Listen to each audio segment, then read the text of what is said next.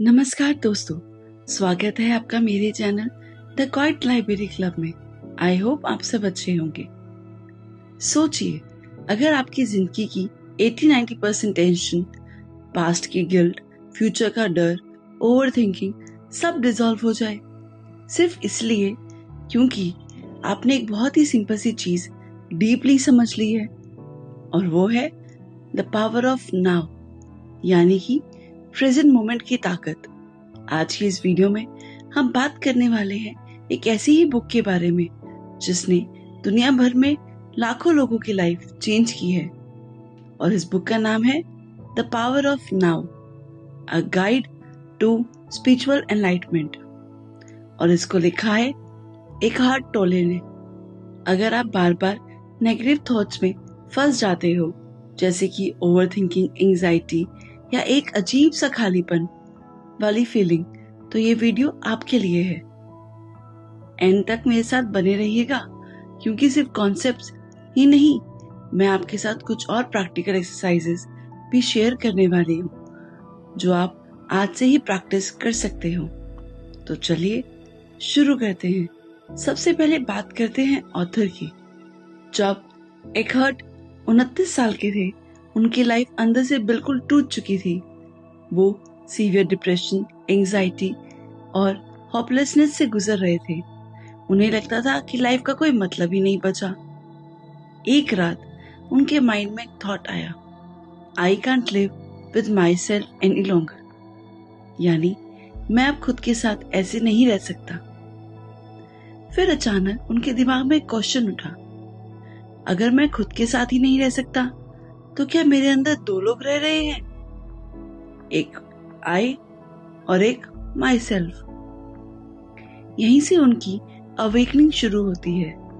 उन्हें रियलाइज होता है कि जो कांस्टेंट वॉइस उनके दिमाग में बोलती रहती है, जो जज करती है, क्रिटिसाइज करती है, डरती है, वो असली में मैं नहीं हूं।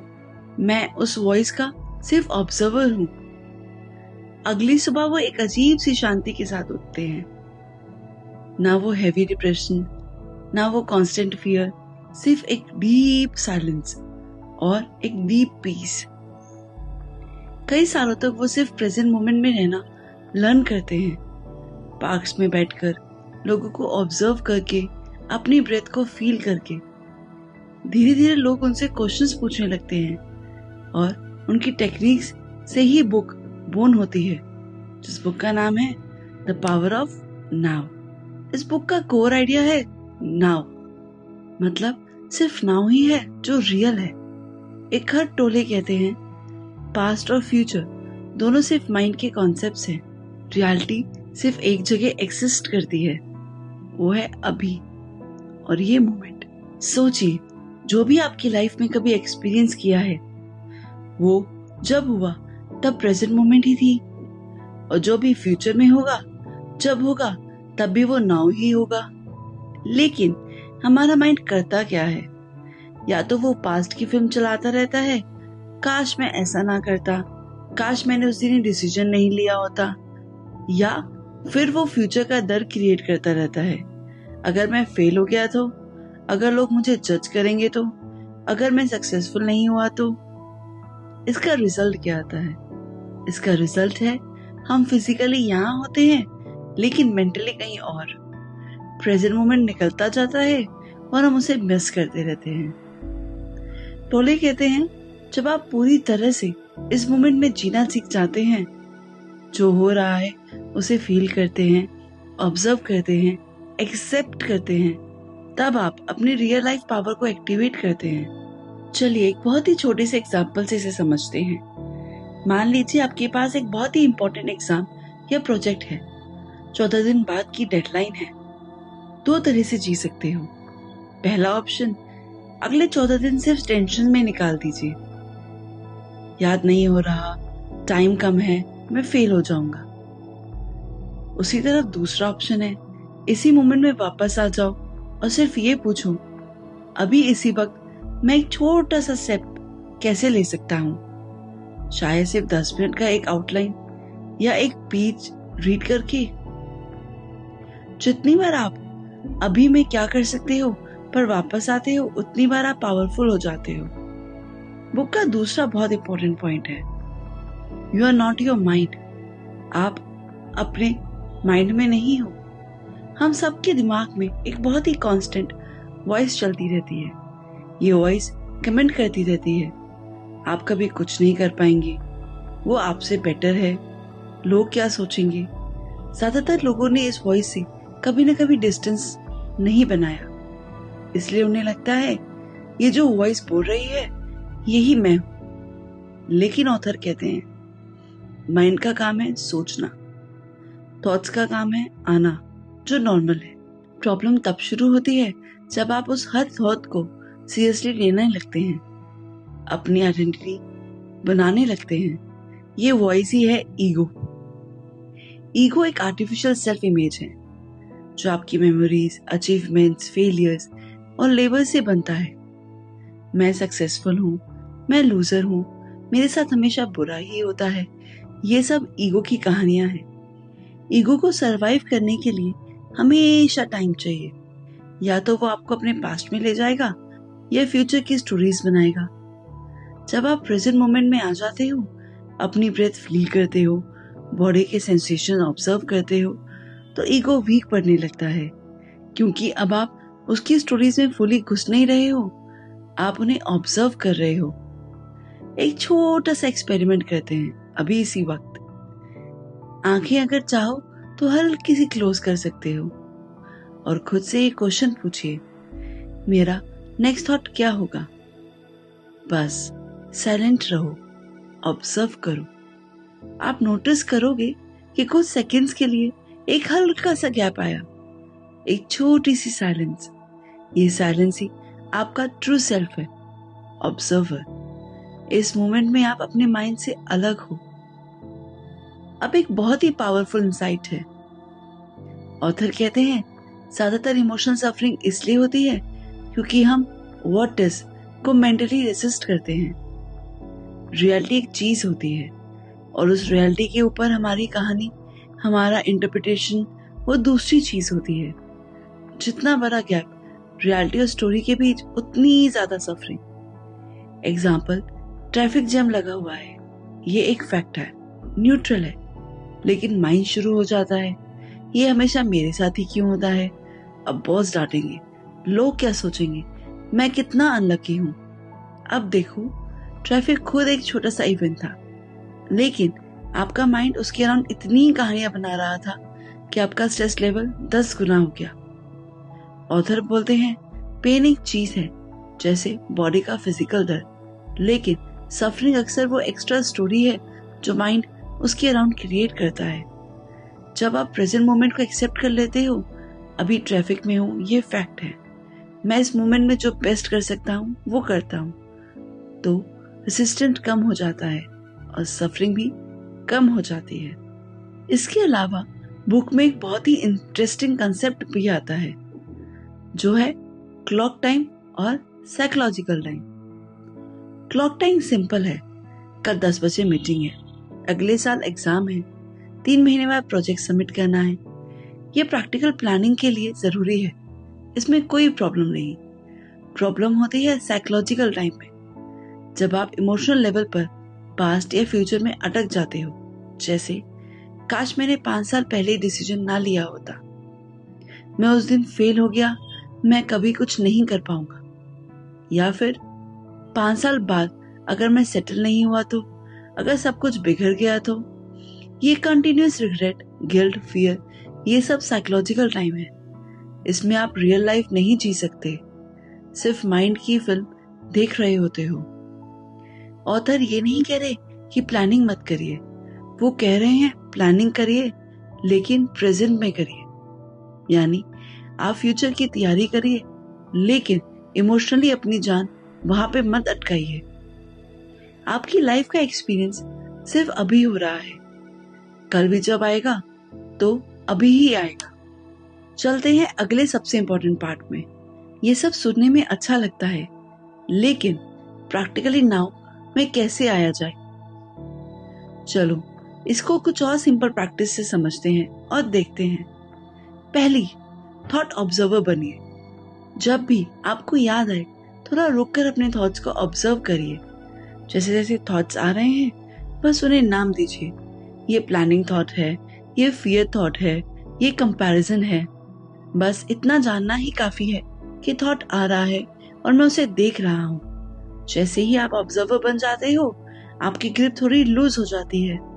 इसे आप और अच्छे से समझ सकते हैं। खुद से क्वाइटली पूछिए मेरा नेक्स्ट थॉट क्या होगा, और फिर वेट करिए। वो एक बहुत ही छोटा सा साइलेंस जो आप बीच में देखते हो वही है प्रेजेंस। सेकंड आता है बॉडी को फील करिए। अपनी अटेंशन को माइंड से निकाल कर बॉडी में लाइए। अभी के अभी मैं अपने हाथों पर ध्यान दूं, बिना हाथ हिलाए सिर्फ फील करूं। क्या आपको हल्की सी वाइब्रेशन, वार्मथ या एनर्जी महसूस हो रही है? फिर ध्यान से अपने पैरों पर जाइए, फिर चेस्ट पर और फिर पूरी बॉडी पर। जब आप अपने इनर बॉडी को फील करते हो आप ऑटोमेटिकली प्रेजेंट हो जाते हो, क्योंकि बॉडी सिर्फ अभी एग्जिस्ट करती है। ये एक्सरसाइज स्पेशली तब हेल्प करती है जब एंजाइटी का टाइम हो। थर्ड आता है ब्रेथ एज एंकर, यानी ब्रेथ आपका सबसे सिंपल एंकर है। अभी के अभी 5 स्लो डीप ब्रेथ्स लीजिए। नोज से सांस अंदर, हल्का सा पोज और फिर स्लोली बाहर। जब सांस अंदर जा रही है उसकी ठंडी गर्म हवा को फील करिए। जब सांस बाहर आ रही है उस मोमेंट को ऑब्जर्व करिए। जब माइंड भागकर पास्ट या फ्यूचर में जाए जेंटली उसे वापस ब्रेथ पे लाइए। ना खुद को जज करिए, ना गिल्ट फील करिए, सिर्फ बार बार वापस आइए। ये बहुत ही सिंपल मसल टेक्निक जैसा है। जितना प्रैक्टिस उतनी स्ट्रॉन्ग प्रेजेंस। बुक का एक बहुत ही प्रैक्टिकल रूल है जो आप हर डिफिकल्ट सिचुएशन में अप्लाई कर सकते हो। ऑथर कहते हैं किसी भी सिचुएशन में आपके पास सिर्फ 3 ऑप्शंस होते हैं। पहला, फुली एक्सेप्ट करिए। दूसरा, पॉजिटिव एक्शन लीजिए। तीसरा, यह सिचुएशन छोड़ दीजिए। जो हम अक्सर करते हैं वो है फोर्थ और फेक ऑप्शन, सिर्फ कंप्लेन करते रहते हैं। एग्जाम्पल, आप एक टॉक्सिक जॉब में हो तो ऑप्शन 1 कॉन्शियसली उसको एक्सेप्ट कर लीजिए।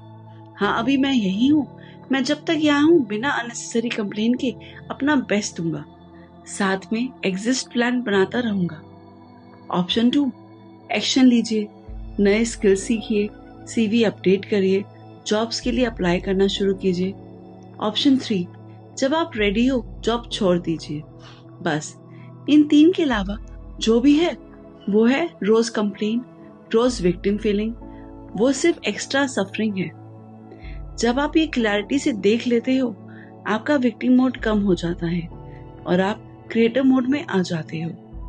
ईगो और रिलेशनशिप्स, ये बहुत ही सेंसिटिव टॉपिक है। ईगो को अपनी आइडेंटिटी लेबल्स मिलती हैं। मैं सक्सेसफुल हूँ, मैं लूजर हूँ, मेरे साथ हमेशा गलत होता है, मैं हमेशा सही हूँ। रिलेशनशिप्स में ईगो क्या करता है? Blame game, comparison, heartful words और साइलेंट ट्रीटमेंट। 2 ईगो जब आपस में इंटरेक्ट करते हैं तो असली लव कम और ड्रामा ज्यादा होता है।